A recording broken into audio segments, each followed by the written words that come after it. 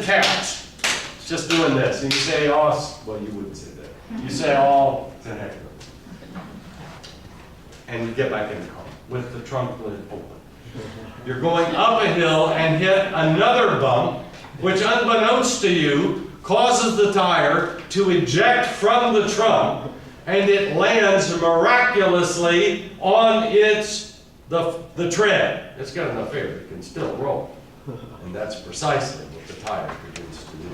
It's beginning to roll down the hill. Now you're not even aware that this is happening because you're already a couple of blocks away. Two guys at the bottom of the hill are carrying a piece of 15 by 15 foot plate glass. It's about 2 inches thick, and they're in the middle of the road, and all of a sudden one of them looks to the right and sees this tire bearing down on him and says, oh, and backs up as fast as he can to get to the curb before the tire descends upon them. And the guy that's running backwards loses his balance, hits a light pole, and he loses control over his piece of plate glass, which falls to the ground in what sounds truly like a bomb going off. This thing shatters. I mean, there's just millions of shards of glass. And about 5 feet away, one of those shards of glass makes it that 5 foot of distance to a carriage carrying a baby. And one of the shards of glass lands, baby's going to be fine, in the cheek of the infant, drawing blood.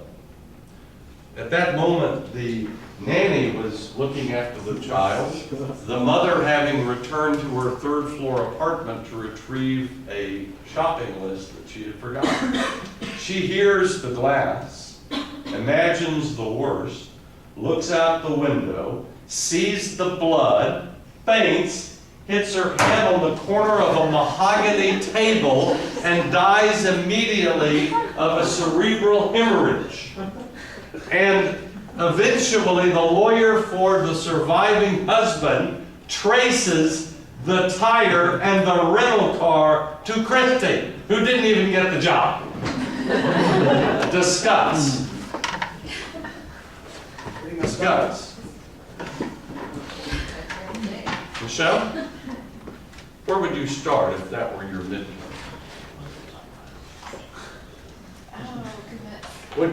Well, first of all, would there be any way of arguing that Christie acted with purpose or intent? Did she intend to bring about the harm that occurred? No. So if it's a tort, which I'm certain that it must be, it would have to be the tort of negligence. All right. Would there be any applicable exceptions in terms of the first element of the tort? Is the defendant a child? No, she perhaps made a misjudgment, but nevertheless not a child. Is she a professional in the capacity of driving an automobile? No, not as we defined it. Negligence per se. I mean, I don't know anything about California law, but I'm sure they got a bunch of them. Would we want to explore, particularly if there was something in the facts, whether or not it was a violation of the statute to drive around with your trunk open? Perhaps that would be an avenue. How about D, owners not cars? Does that apply? No. Bailment? No, we're not. I mean, if she had wrecked the car, maybe it might have been a bailment, but that's not what this case is about. So we're probably left with the general rule. Michelle, what would you argue about whether or not it would be consistent with the duty to exercise the care of a reasonably prudent person to drive around with your trunk both open and the contents inside unsecured? Would that be consistent with your duty to exercise reasonable care? In all likelihood. Probably not. Okay, very good. All right. So in other words, we've nailed down the first element of the tort of negligence. But we've got to do more than that. It's not enough to be negligent in some hypothetical or theoretical way. I'll prove it to you, Greg. Not that I condone this behavior, actually quite the opposite. But let us assume that I'm at a traffic light with a blood alcohol level of 0.24. Would that be a negligent act? Yeah, and probably negligent per se in the extreme, since I'm like 3 times over the legal limit. So let us assume that you, stone sober, I mean sober as a judge, You come up behind me, I'm stopped at the light because it's red. You come up behind me, and though you're as sober as can be, you just plow into my car at 30 miles an hour, and you're the one that's injured. And you sue me for negligence. You're going to be successful? No. Well, wait a minute. I was negligent, was I not? Yeah, but Well, what's the problem? Not related to the. Thank you. Exactly. In other words, it's not enough to be hypothetically negligent. We must conclude that that negligence caused whatever the outcome is. You broke the law, though. I did break the law, for which I'm sure that I will be duly arrested and prosecuted. But again, for the purpose of Greg's private civil action sounding in negligence, while he may be able to prove that I didn't exercise an appropriate level of care, the problem is, at least under the facts I heard, my negligence didn't cause the result that it would have occurred.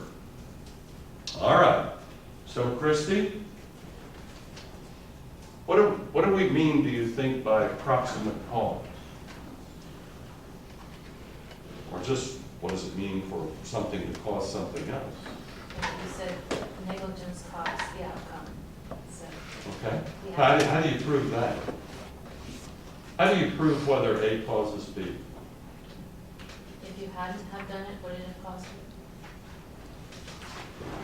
All right, by the way, what we're beginning to explore is one of two, and actually sometimes there will be three elements of proximate cause. The first element is factual causation. And Christy said something pretty interesting and actually pretty darn correct. If you want to learn if A causes B, then you have to consider, well, what would have been the effect if there had been no A? Right? All right. So it seems to me there are like two questions we ask. Number one, we have to let us assume that the defendant had not been negligent. Let us assume that the defendant had not been negligent, and then we ask the follow-on question, would the result have been the same? If the answer to that question is yes, then there is or is not factual causation. Is not. If the result would have been the same anyway, then the defendant's negligence did not factually cause the result. So Christy analyzed that in the case of your negligent act. By the way, when I say had not been negligent, I'm referring to whatever you concluded back in the first element. What would a non-negligent Christy have done in order to have avoided being negligent? Tied down the tire. She would have closed the trunk. And if she had been non-negligent, would the result have been different? Yes. So therefore, as a factual matter, you were negligent. Yes, the result would have been different. So therefore, your negligence caused factually the result that occurred. And without which the result wouldn't have occurred. All right, has everybody got that? That's pretty straightforward. All right, Bradley, let's have another level of complexity. This is a case out of a criminal court in Cologne, Germany, where you have a brother that is being sued for basically what we would call criminally negligent homicide, which we will assume negligence in Germany is basically the same as we understand it here. Here's what happened. There were two brothers, Hans and Franz, riding a bicycle along an unlighted one-lane bike path on a cloudy fall evening at 10:30 p.m. No moonlight, it's obstructed by clouds, no ambient light, there's no lighting out on the trail, and they are traveling in a northerly direction. The victim is traveling, as you might have guessed, in the opposite direction. And I didn't really need them. I was just trying to make it more elegant. I don't want to mislead you. Let us assume that the bicycle ridden by the victim collides with the bicycle ridden by Hans. At this point, she is thrown from the bicycle, and by virtue of the fact that she, and frankly nobody else, had been wearing a helmet, she actually ends up being thrown on top of a rock and dies immediately, impaled against a pointed rock. And the prosecutor in Cologne, Germany, wants to bring a criminally negligent homicide charge against Franz, and he wasn't even in the accident. Discuss. Again, we're only talking about Franz. If he hadn't been negligent, the accident still. Well, hang on. Where would you start, Bradley? Where would you start your analysis? Is there a breach of duty or Okay. applicable standard of care? All right. And by the way, no one had a bicycle light as was required under German law. Could we prove, at least using our American law, that Franz violated some applicable duty of care? Yes. All right. Either by failing to exercise the care of a reasonably prudent person, or perhaps under the negligence per se doctrine. All right. How about factual causation, Brad?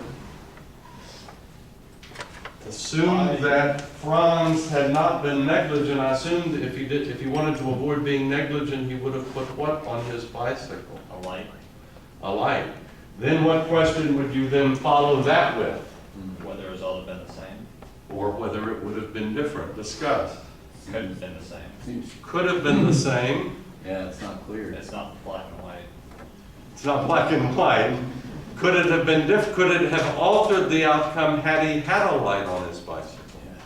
By virtue of, I know it's probably obvious, the argument is, if he had had a light, depending upon the strength of the light, it might have caused the kind of back illumination of his brother, thereby permitting the victim to avoid the accident. But by the way, are we basically speculating here, Bradley? Isn't that what factual causation requires you to do? Yeah. To imagine a world of a series of events that in fact didn't happen. So this second part of the analysis, sometimes, not in Christie's case, but in the bicycle case, that second part of that exercise may be a matter of some degree of speculation and argument. Because we're not sure whether a light would have made that much of a difference.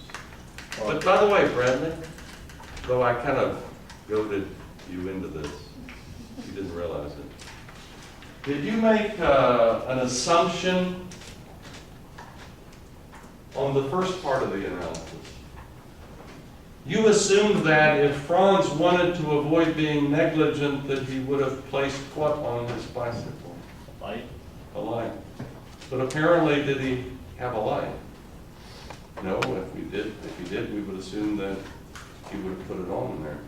So if you don't own a bicycle light and your brother invites you for a 10:30 p.m. ride along a bike path with no ambient or natural lighting, what might Franz have said to that invitation?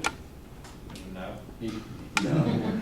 So maybe to avoid being negligent, what a non-negligent Franz would have done differently would have been to stay home. And if that's what a non-negligent Franz would have done differently, then assuming all the other events remain constant, would the result have been the same? The accident still would have occurred. So usually this seems pretty straightforward.